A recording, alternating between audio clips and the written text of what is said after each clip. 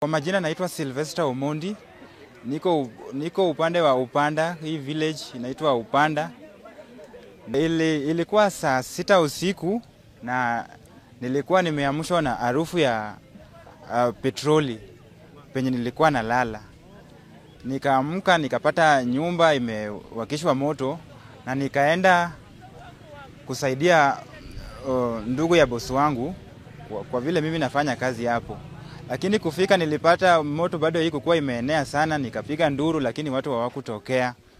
Nilipiga nduru kwa dakika 10 lakini hakuna mtu ambaye alitokea. Sasa watoto walikuwa wanalia na juu walikuwa wamewasha moto kwa mlango na wakaongeza kifuli kwa mlango, hawangeweza kutoa kifuli.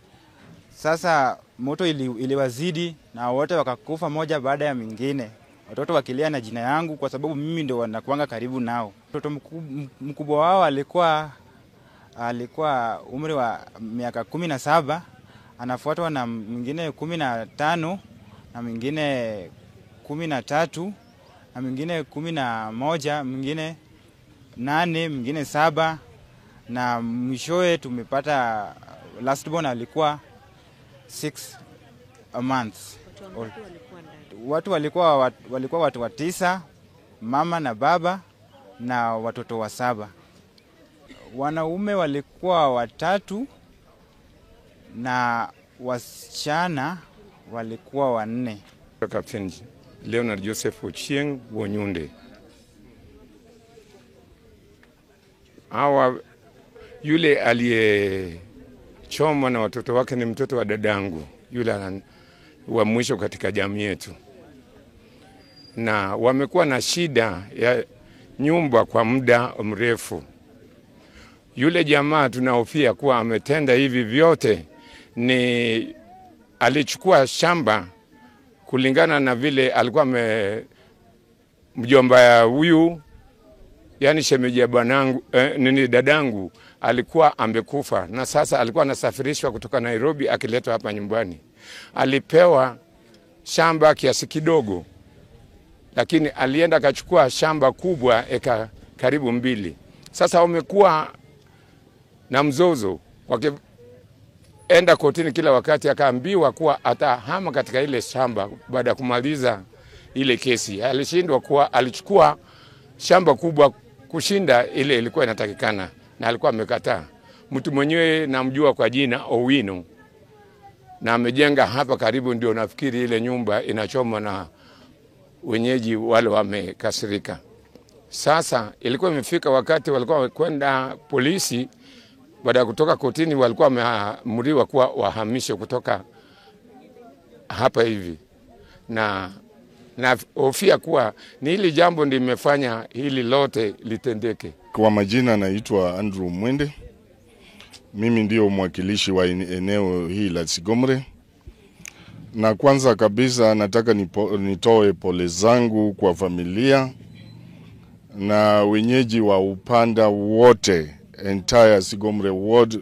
Tumehuzunika vibaya sana kupitia hii sarakasi tumeona hapa nyumbani.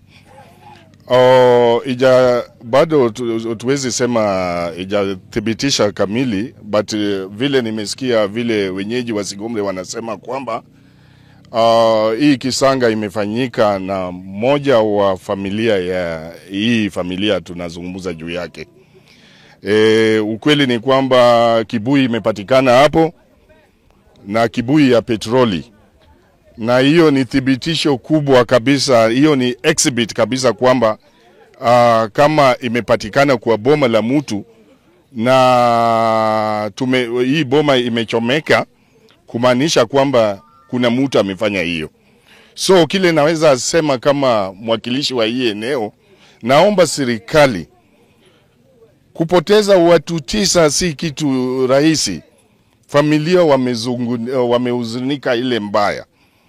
Situation vile nimeona hapa, situation is tense. Anything can happen right now as we speak. Naweza sema kwamba serikali ikuje haraka iwezekanavyo, justice ipatikane haraka iwezekanavyo, la sivyo wananchi wanaweza chukua sheria mkono wao wakichukua inaweza kuwa mbaya sana. Jina naitwa Lena Mwanzia, natoka hapa Sigomre.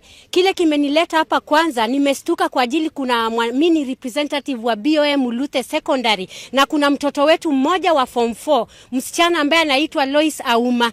Pia yeye ameteketea katika hiyo moto. Kitu ningesema, kitu ambacho imetendeka siku ya leo hapa Sigomre, tujawahi iona. Tunasikiaga tu uko Migori na Homa Bay. Lakini leo imetufikia sisi wana Sigomre na kwa hakika tuko na huzuni sana. Mpaka hata tuwezi kuongea maneno mingi. Yule mwenye ambaye ametenda ile tendo, tunashindwa kama kwa kweli alikuwa na utu ama hata kama ni nini ya ambacho alifikiria, ama hawa watu ambaye wamekufa mpaka watoto. Kuna mpaka mtoto wa miezi 6. Sijui ni deni gani ambaye amekuwa nayo. Ndio walikuwa na wadai mpaka akaona tu aweze kuteketeza mpaka innocent people, watoto ambaye waezi kujitetea. Hiyo tu ndio naweza kusema. Leo imetustua kabisa.